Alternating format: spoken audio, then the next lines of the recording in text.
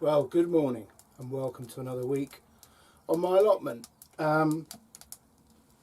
Sunday morning, Remembrance Sunday, which like so many other things in this country has been trashed at the altar of one respiratory disease.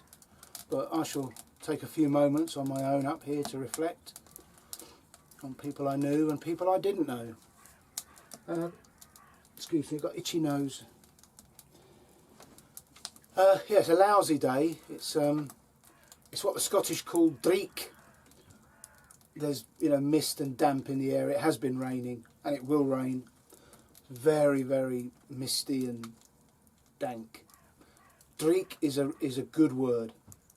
It sums it up beautifully. However, that doesn't dampen my spirits. And I think I've said before, it's my mum's 80th birthday. I didn't say, but it's this coming Tuesday. So happy birthday for Tuesday, Mum. It's a wonderful achievement, and you and my dad are still together and happy, I think. So well done to you both. And I'm not going to say any more about my mum's birthday, other than she had a lovely day and enjoyed it immensely. And I shall say no more because I've been warned by my family. But back to the plot.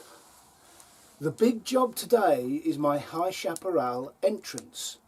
Now, some of you may and some of you may not have noticed that I have two plots sitting side by side with quite a wide path through the middle of them. And at the bottom end, which is the main entrance to the plot, where you come through the bays of compost, I had a little arch. It wasn't arch, it was wooden, so it was a rectangle affair.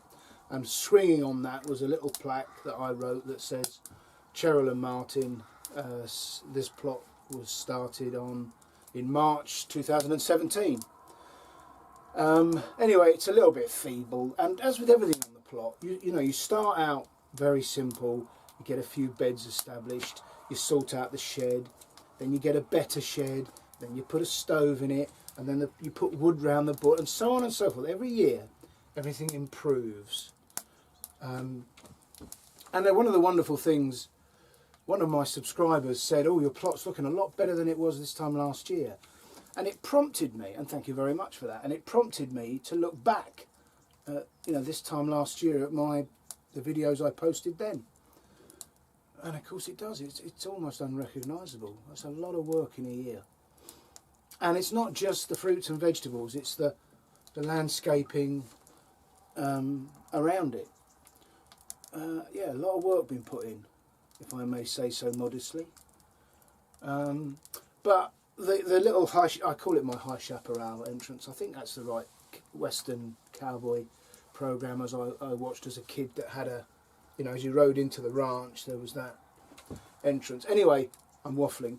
I'm improving it. I've got some bigger timbers, higher timbers, because unfortunately the one I had before, if I didn't duck, as I walked through it, I banged my head on the little plaque.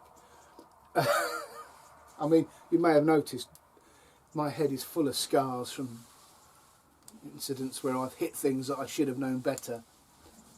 As my wife always reminds me, my head has always been where it is. How can I not know that and keep banging into things? But I do. So this one is considerably taller. I shan't bang into things. Unfortunately, where I've put them in, the two posts are sitting slightly one higher than the other, which would make the top timber sit like that. So I've got a bit of work to do on that at the moment. And as it's about 8 foot up in the air, and I forgot the step ladder today, I'm not quite sure how I'm going to get round that. Anyway,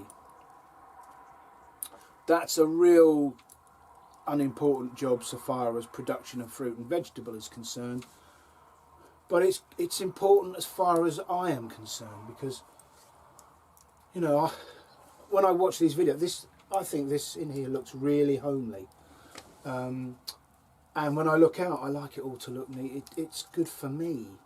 Some people on this site and others, and people I watch on YouTube, And I don't mean this in any disrespect, it's just an observation. Their plots are a mess.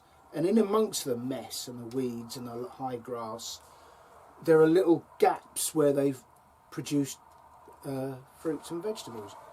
And you know, their fruits and vegetables are as good as mine.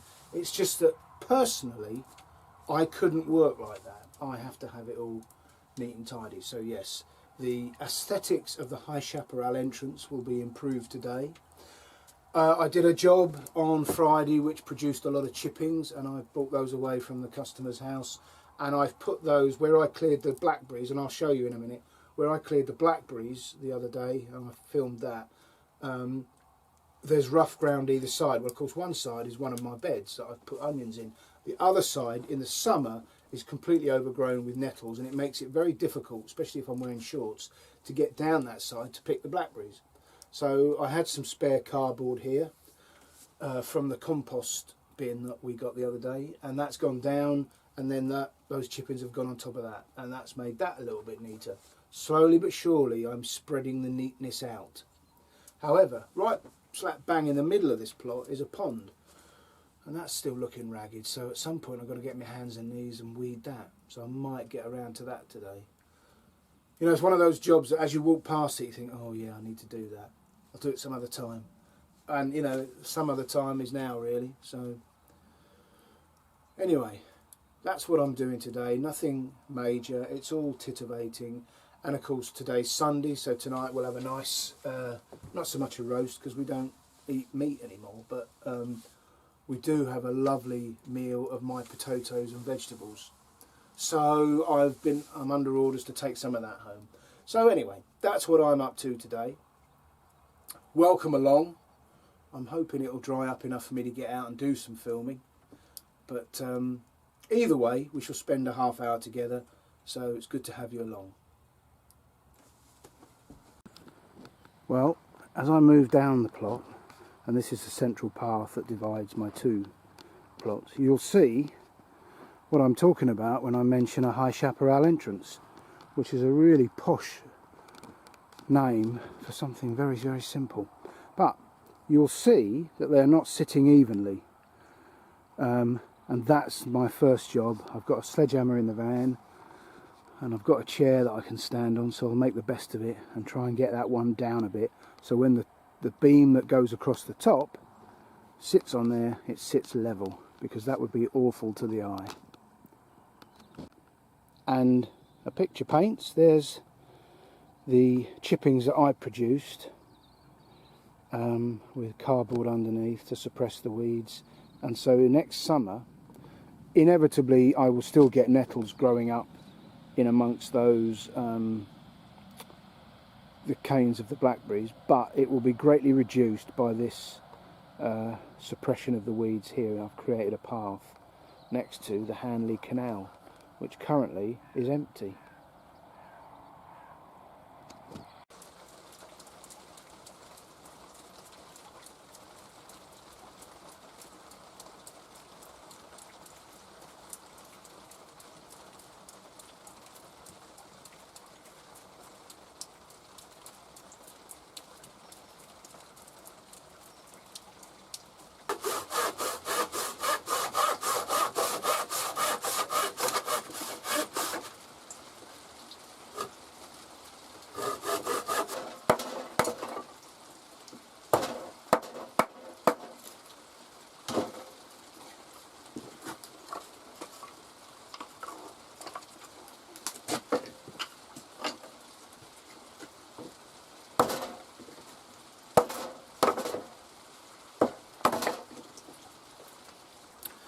Wow, it's proper tipping down out there. Anyway, not going to let a bit of rain put me off. After saying that, you know, I'd rather stay in the dry at the weekend, I thought, right, well, this isn't going to stop. So I've got my coat drying over the fire. The kettle's on permanently, and now I've said it before, but the beauty of the stove is with that little rest on the stove that I can turn over and get further away or closer down. Pardon me, I can keep the kettle on tick over. So when I come in here, it's ready to go and I don't have to boil it. So I'm going to have another brew. thinking sensibly, I'm the only one up here. You know, I should have stayed at home, had a lie-in and spent the day with Cheryl, but I'm not sensible, so I haven't. Anyway, the arch is up. It's not screwed together. That's the next job, but I'm absolutely soaked through, so I thought, come in, dry out, have a brew, and go again. It is actually too hot in here, to be honest, but there you go. I was talking to somebody recently, and they'll know who they are, and he said he'd seen something online that I think was tongue-in-cheek, but I thought it was funny, and I thought I'd relay it to you, and it was about masks. And whatever it was he saw online, I think it was online, it said that if masks worked against the virus, when people are fully clothed, you wouldn't be able to smell their farts. I mean, there's nothing better than toilet humour. There really isn't. I mean, it's what makes the world go round. And of course, that's meant to be funny, and it is funny. But actually, if you think about it, when you're wearing underpants and trousers, that still works its way through the several layers of tightly woven cloth, no different to a cloth face mask, and permeates the room. And it goes in your nasal passage, and not, I won't go any further, but... So actually, apart from being funny, there's a serious point to that, which brings me on nicely to face masks, which we're all being made to wear. We have 40 years of science on face masks, because we've been having, despite the government saying this is unprecedented, it's not. We've had lots of pandemics before.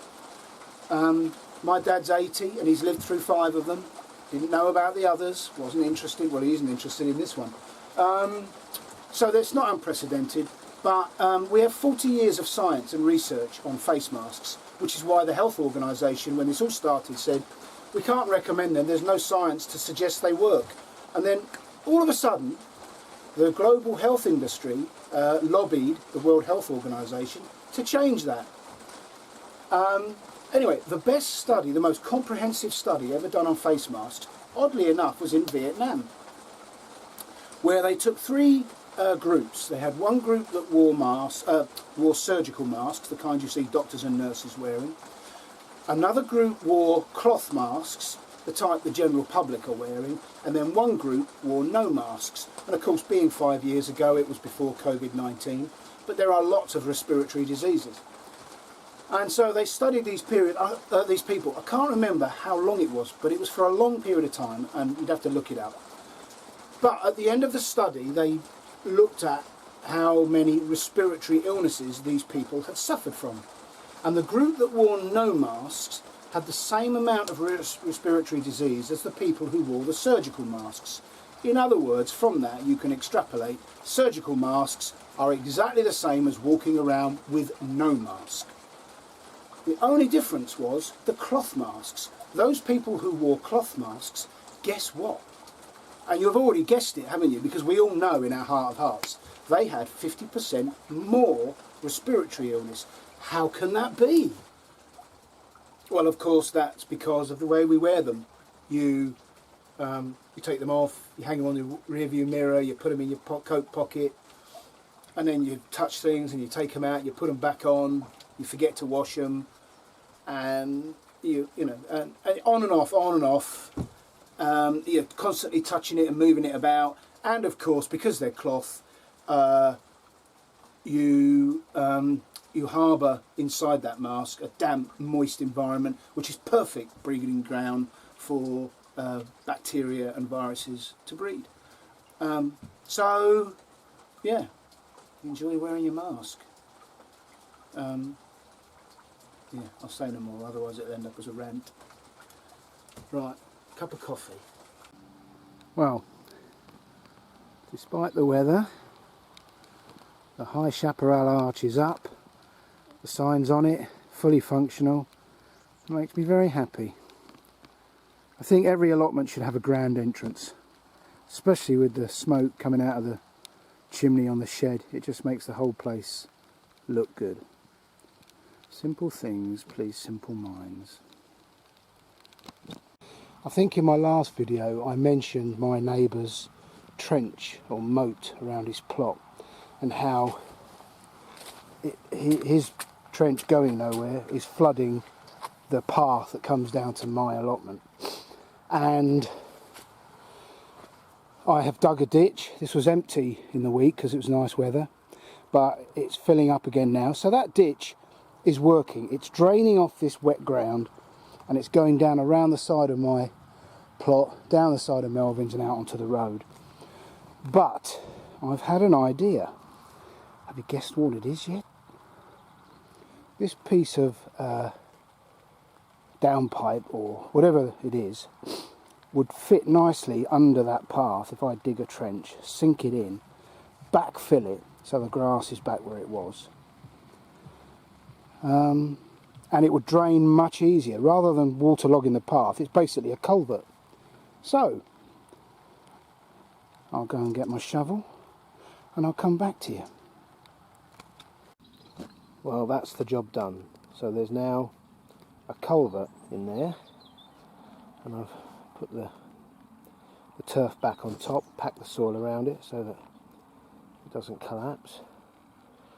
And it's about half an hour since I did it, and already that has drained this moat of water.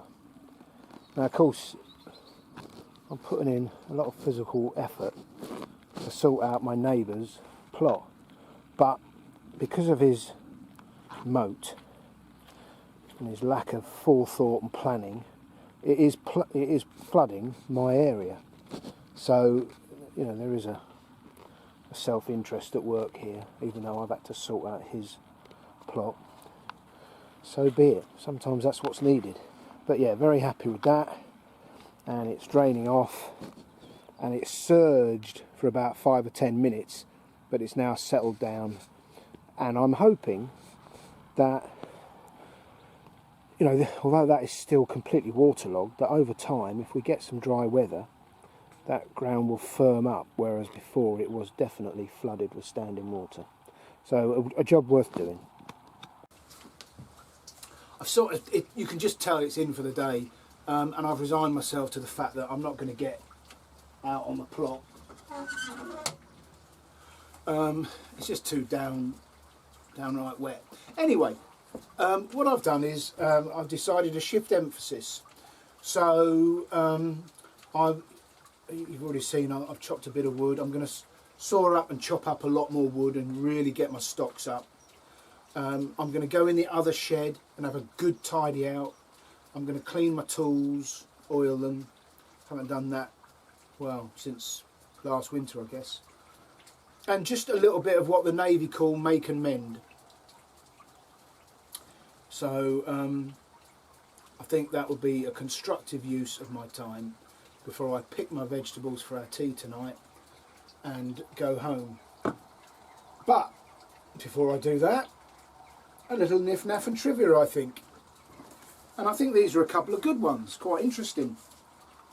To suggest someone has a brass neck, I'd be interested if anyone watching from the US uses that. Is that a purely British phrase? If you've got brass neck, it implies that someone has some nerve and will try anything to suit their own purposes, usually with the reluctant admiration of others for their cheek.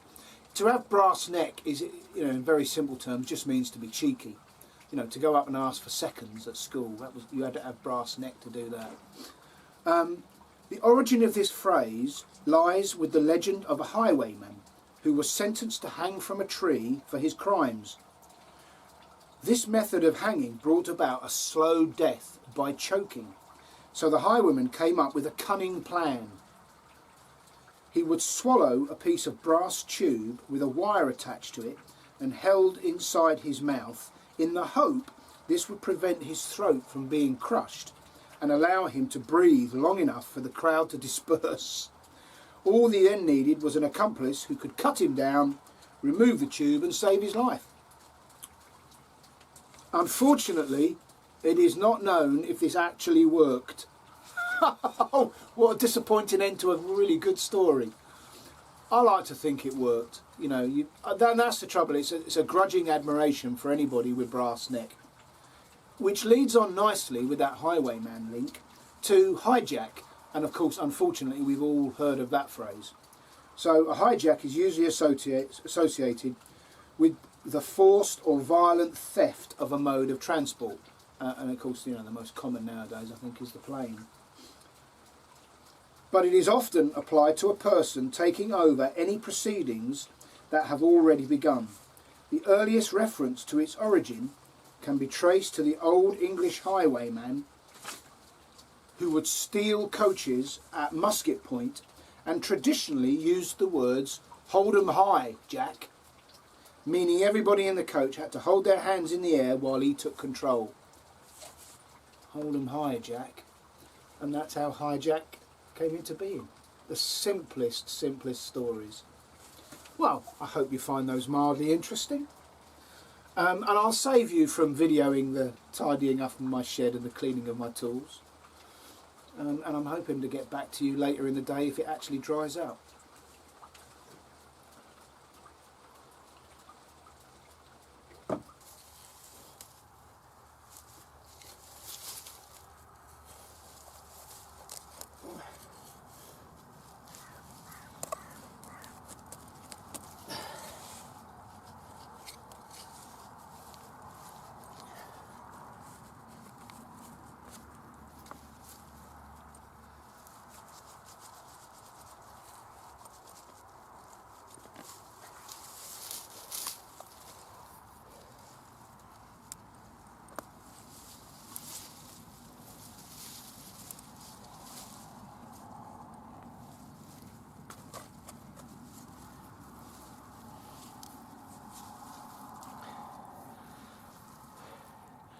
They will do very nice.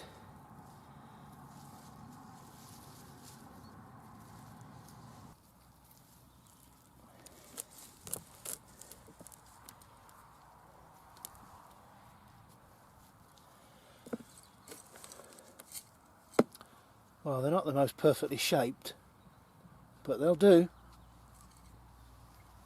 Well, that's a little harvest for today. That's for evening meal, except for the red cabbage, which is for the coleslaw that I still make. So, yeah, I've been up here since it was dark this morning, and there's been nobody up here at all. And of course, the golf driving range is shut, so I've not seen a single person. But yeah, each to their own. Everyone's got other things to do. Not quite sure what in lockdown, but there you go. Yeah, I've enjoyed it. I've spent an awful lot of time in the shed reading Kitchen Garden magazine and playing around with the plan for next year, which is quite nice. I've had a few cups of tea and coffee. And I've done a bit on the plot. So I'm very pleased with having got that culvert in. That should make quite a difference through the rest of the autumn and winter with water levels down there. I don't suppose the bloke next door will even notice, to be honest. He probably won't be up now till March.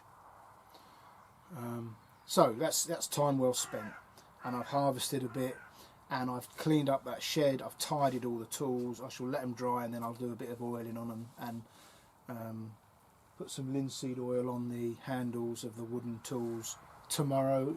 I'll come up tomorrow after work. So yeah, a very productive day, albeit it's only mid-afternoon. I'm going to wrap up. I'm going to have one more cup of coffee, and then I'm going to shut the shed up and make my way home. So thank you for subscribing. If you have, please hit the thumbs up if you wouldn't mind, and all being well, I will be back next weekend. We go out of lockdown in Wales on Monday, I think, if they're staying to their word, but I don't know how long before we're back in one. So we shall see. Who knows? Look after yourselves, and I'll see you next weekend. Bye for now.